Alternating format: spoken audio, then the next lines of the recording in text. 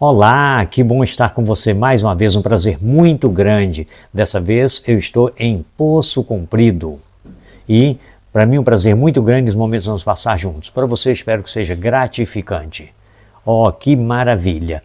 Hoje nós temos algo que tem um sentido muito especial para ser considerado e eu tenho comigo que você vai gostar também. Esse ponto tem muito que a ver com o nosso dia a dia. Agora, antes, com a sua permissão, apenas uma pausazinha. Se você ainda não é inscrito em nosso canal, aproveita para se inscrever. Essa é uma boa oportunidade, ok? Se inscreva, dê um like, um joinha, uma curtida, como alguns preferem dizer. Fique à vontade. Não esqueça de colocar o seu comentário, o que você tem achado, qual o seu parecer, assista, diz aí se gostou ou não, em que pode melhorar, aceitamos sugestão de melhoramento. E, por fim, não esqueça que compartilhando, você está me ajudando a chegar a lugares que sozinho seria impossível. Vamos voltar aos nossos pensamentos? Olha, verifique o seguinte, a essência do amor é o plano da salvação pela graça. Já parou para considerar que interessante? A essência do amor? Verifique comigo. Eu tenho uma coisa aqui que vai deixar você um pouco intrigado. Pensa comigo o seguinte, olha, tenta pensar se você se deparasse com um acidente, tá certo? Ameaça de um acidente. Tivesse duas pessoas expostas a serem mortas em vista desse acidente. E você, nas proximidades que você tivesse condições de puxar uma pessoa e salvar. Tem dois. Você vai puxar um, o outro vai morrer. Não tem tempo para puxar os dois, não tem como puxar os dois. Um ou outro. Puxa um, puxa o Pedro, o José morre. Puxa o Zé, o Pedro morre. Essa é a situação. E aí, como que fica? Não é complicada essa história? Pensa um pouquinho, se coloque nessa posição. Duas pessoas em um quadro desse, você nesse dilema. E não pode demorar para decidir, porque senão morre os dois. Aí é pior ainda. Agora, pensa um pouco mais sério. Pensa um pouco mais sério. Acontece que um daqueles dois é o seu filho. E agora? O seu filho é um daqueles dois. Qual você vai puxar? Não precisa discutir. Eu sei que a sua resposta é aquela que qualquer outra pessoa daria também. Puxaria o filho. É isso mesmo? Mas tem um quadro mais sério ainda. Aquele outro, além de não ser o seu filho, ele é uma pessoa que te despreza, que te critica, que desfaz de você, que não leva a sério o que você fala, você vai aconselhar para o bem dele mesmo, ele não aceita. E aí? Esse, então, descartaria para sempre, né? Puxa o meu filho e deixa isso para lá, se vira. Não posso fazer. Se ele vivo não aceita meus conselhos, que morra. Talvez seja essa a ideia de muitos. Não é isso mesmo? Puxa o filho. Agora, eu quero ler nas Escrituras Sagradas um texto interessante. Pensa agora o que... Eu pensei diferente do que você havia pensado.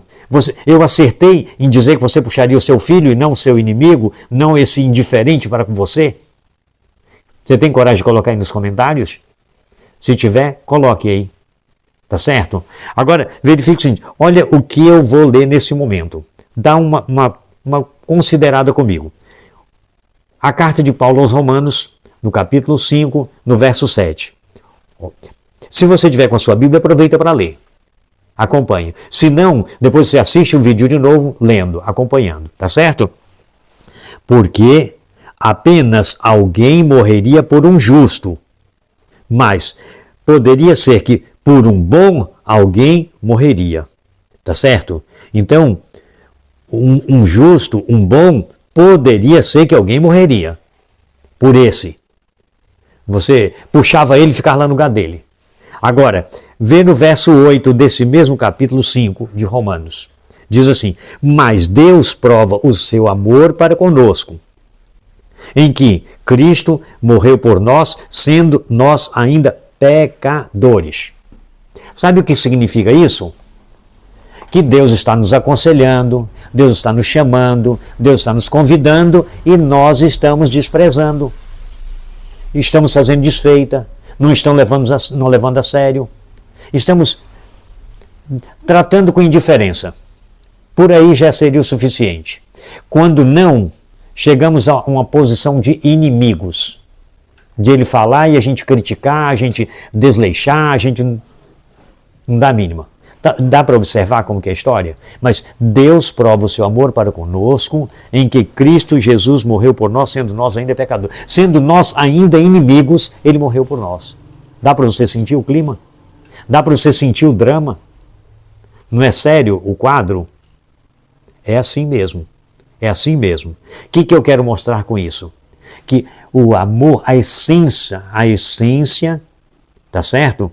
A essência do amor, né, de Deus. Para nós, ele morreu por nós, você não faria o que ele fez por hipótese nenhuma, mas ele fez por você. Se você for ao Evangelho de João, capítulo 3, verso 16, esse verso é um verso que muita gente conhece de cor. Tá certo? Porque Deus amou o mundo de tal maneira que deu seu Filho unigênito para que todo aquele que nele crê não pereça, mas tenha vida eterna. Bonito, completo, perfeito. Então, mesmo a gente desprezando, rejeitando, não aceitando, mas ele ainda se dá. Ele ainda se expõe. Ele ainda tira, nos salva e com risco da sua própria vida. Agora, verifica o seguinte. Diante dessa cena toda, no livro do profeta Isaías, no capítulo 53, no verso 5, diz que, mas ele foi moído por causa das nossas transgressões. Tá certo? Por causa das nossas iniquidades. O castigo que nos traz a paz estava sobre ele. E pelas suas pisaduras fomos sarados. Quer dizer, ele... só para você ter uma noção, o sofrimento de Jesus vai bem além do que a gente imagina. Não era simplesmente ser chicoteado, não. Aqui era um chicote longo com estilhaços de metal. De forma que, quando batia, o chicote, a haste, enrolava no corpo da vítima, no caso de Jesus. E agora, enquanto dava aquela volta toda, puxava. E ele não voltava, ele saía rasgando com aquele estilhaço de ferro. O corpo foi dilacerado, foi como se eu tivesse moído. Tenta imaginar, você quando vê um caso de um padeiro, de uma pessoa que, numa máquina dessas, coloca sem perceber a mão dentro e o corpo é despedaçado. Assim, pior do que isso ainda, foi o sacrifício nosso Senhor Jesus Cristo. Por quê? Por que ele fez tudo isso? Por amor. Agora, eu estive observando uma coisa. No Evangelho de João, no capítulo 10, no verso 10, nós encontramos as seguintes palavras. O ladrão não veio senão para roubar, matar e destruir. Eu vim para que tenhas vida e vida em abundância. Isso significa dizer que tenha vida e vida eterna. Não é simplesmente viver 90, 95, 99, 100, 101. Não. É eterna. E mais ainda, porque aqui, quando passa aí dos 70, 71, 75, por aí o corpo já está todo quebradinho. Os anos, que deveriam ser os melhores, é canseira e enfado. Esse é o quadro, essa é a situação. E o que ele quer oferecer, além de ser vida eterna, vida perfeita, vida equilibrada, vida estável, vida tranquila, feliz, sem nada de sofrimento, sem morte, sem doença, sem pobreza, sem escassez, sem excesso de chuva, sem excesso de sol, sem pragas para destruir a produção. Dá para sentir? É isso que ele está oferecendo. Vida e vida em abundância. Se fôssemos ao Apocalipse capítulo 21, no verso 4, ele diz, entendeu, que não vai haver lágrima, não vai haver morte, não vai haver pranto, não vai haver dor. Tudo isso aí é esquecido, foi passado. Agora, diante desse quadro, como que nós vamos nos portar? Vamos aceitar essa expressão de amor, essa expressão de carinho, essa expressão de afeto, esse anseio, esse desejo de nos salvar, ele querendo nos salvar, e muitas vezes as pessoas estão se desprezando, estão correndo. É como se tivesse uma cisterna, eu uso essa expressão, pelo menos na minha terra a gente usa essa expressão, uma cisterna, uma cacimba funda, e a pessoa está caída lá dentro com água no peito, e não tem como sair. E chega alguém com a corda e com um pau, amarrado na corda, ele joga lá dentro. Olha, segura aí, monta nesse pau aí que eu vou puxar você para sair. E a pessoa... Ah, não, esse pau aqui não vai aguentar, não. Ah, essa corda deve estar podre. Ah, você está fraco em cima, não vai conseguir me puxar, não. Desse jeito, ele desejoso de te salvar, e você arranjando desculpa para ficar lá dentro do buraco, ficar lá dentro da água. Está notando? Tem pessoas que estão agindo dessa forma, estão no sofrimento e não estão querendo sair do sofrimento. E tem outros que são diferentes, estão querendo ser salvos no pecado. Não é do pecado, porque Deus quer salvar do pecado. Mas a pessoa quer salvar no pecado. Ele quer salvar e continuar fazendo o erro dele. Ele quer como se tivesse sido salvo, mas permanecer dentro do buraco. É a situação. É uma cena dolorosa, é uma cena dramática. Eu entendi que rejeitar esse amor é um gesto de insanidade mental. Diante de tudo de bom que Deus está fazendo e faz por você e por mim, rejeitar isso aí é uma insanidade. Agora, vamos deixar de aceitar Jesus que veio buscar e salvar o que havia perdido. Trazer vida e vida em abundância, vida plena, vida perfeita. Para ir para o lado de alguém, o inimigo quer roubar, destruir e matar. Está notando? E ele quer dar vida. Nós vamos... Tem que pensar um pouquinho, não é assim mesmo? Pensa um pouquinho. Eu gostaria de deixar com você o carinho de Deus. Olha como ele faz, ele dá liberdade. Você tem direito de escolher. Você não vai ser levado, arrastado para o céu, não. Para a vida eterna, não. Você vai de livre e espontânea vontade de se aceitar. O prazer dele seria que você aceitasse. Olha como que diz aqui, Deuteronômio capítulo 30, verso 19. Os céus e a terra tomo hoje por testemunho contra vós, de que te tenho proposto a vida e a morte, a bênção e a maldição. Escolhe, pois, a vida para que vivas tu e a tua descendência. Então, ele mostra, olha, eu estou pondo duas alternativas para você. A vida e a morte, a bênção e a maldição. Agora, ele argumenta com você. Escolhe. O que nós estamos propondo, o que eu estou apresentando, é o que ele disse, simplesmente nada mais do que isso. Estou lendo aqui nas Escrituras Sagradas.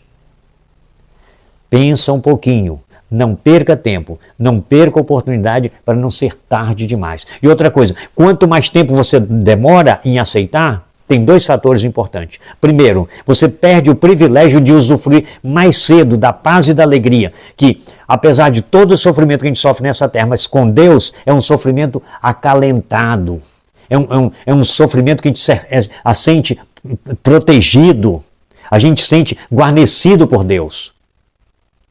E ainda a vida eterna, que só ela seria tudo, mas ainda tem essa compensação.